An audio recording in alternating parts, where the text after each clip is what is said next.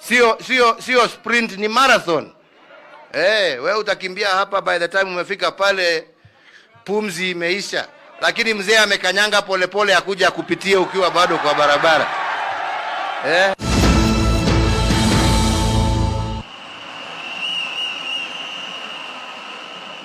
Asante, President Kenyatta.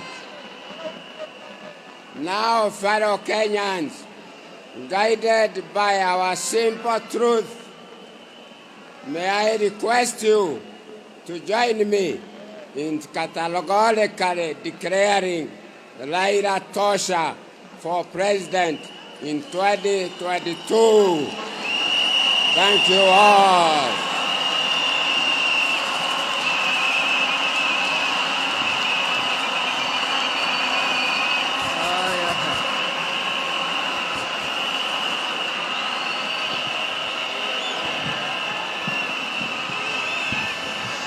Haya, Wakenya oye!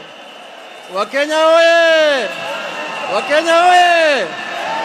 Kabla sijaalika mgeni ambaye ametoka Amerika ili yeye pia azungumuze, nataka kuita on behalf of Jubilee Party, nataka kuita Vice Chairman David Murathe asalimie nyinyi.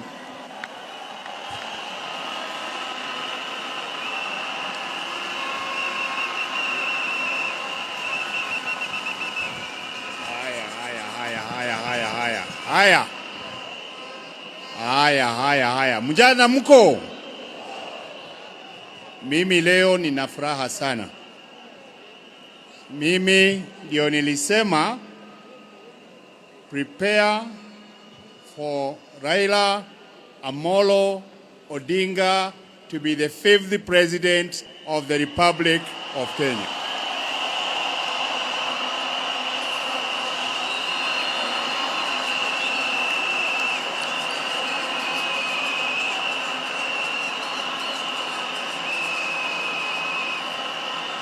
Imefika ama haijafika? Imefika haijafika? Hebu tuonyeshe kwa mikono na miguu. SK Macharia, mimi nakubaliana na wewe. Kila mtu amesema baba tosha. Nataka niwaambie sisi ambao mnatuona hapa, sisi ndio tulienda na porojo kubwa, na Bwana Kimemi alisema tuliingia kwa mlima na uongo na propaganda mbaya kwa baba. Sasa sisi ndio tutarudi huko kuambia ukweli na ku-unlock hiyo uongo tulipea.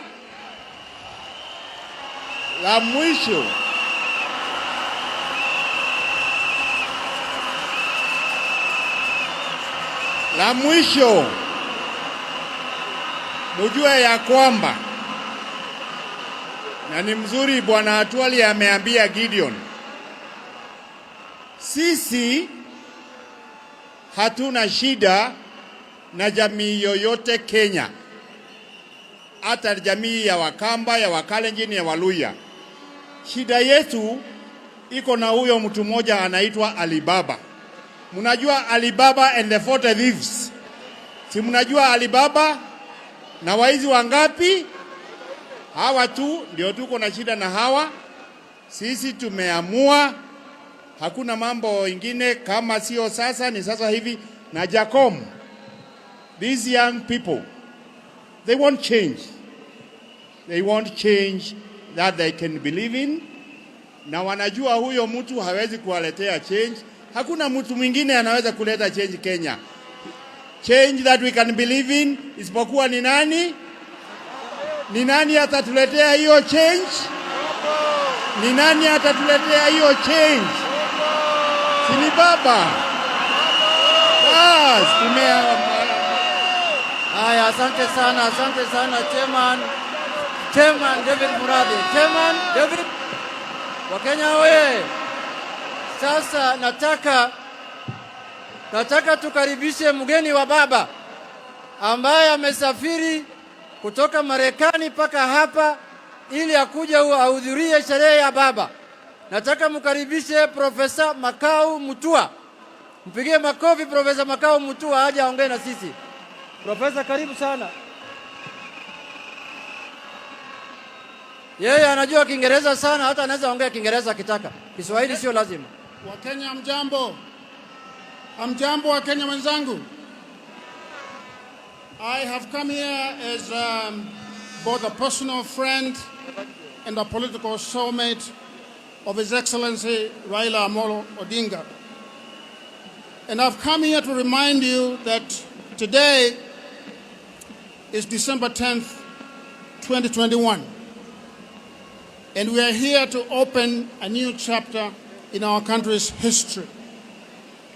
And so I've come also as a witness to history.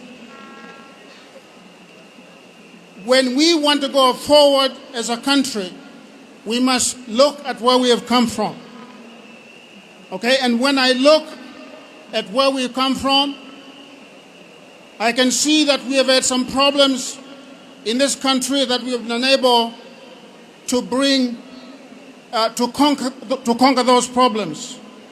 The three enemies of ignorance, of poverty, and of disease. I want to tell you that there is no more important office in this republic than the office of the president of this country. And so therefore, we must be very careful about the character of the person that we entrust with that office. We must think not with our hearts, we must think with our heads. And we must look at the histories of the candidates who are presenting themselves for the office of the president of this country. When I look at those histories of the people who are presenting themselves, I can tell you, as a scholar of democracy and human rights, that there is no competition. It is not even close. If this was a football match, it will be over in the first 50 minutes. If you look at the history of the man that we call Agwambo, that is sitting behind me, just look at his history. He is the living longest serving political detainee. And what you want to ask yourself is why he went to detention. Okay, he was detained because he sacrificed his youth to fight for this country. I know the personal pain that the Odinga family has endured. I know the personal pain that Mama Ida has endured when her husband was away. But she cradled those children and she loved them and she cared for them. And we rarely mention her. I want you to give her a round of applause to Mama Ida.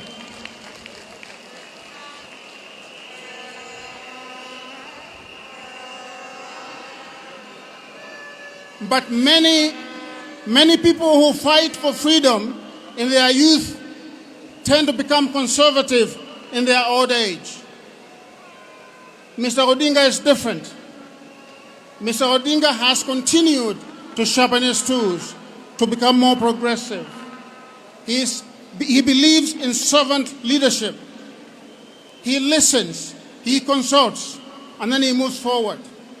The kind of country that he wants to give us is a kind of country where young people will find opportunity to develop their full potential, where women and girls will no longer be subject to violence, where education will be a right for all, not a privilege, where health care will be given to all. Mr. Odinga will create in this country what I have called a human rights state, a welfare state, the kind of country that cradles you, embraces you, and allows you to develop your full potential. And so today, I just want to say that there are some people who are trying to compete with him. But let me tell you something. Mr. Odinga plays in the Champions League. He plays in the Champions League. And there is no candidate that I know of who can play with him in that league. And so I want you, if you are sitting down, please, I want you to stand up and repeat after me. Please stand up and repeat after me.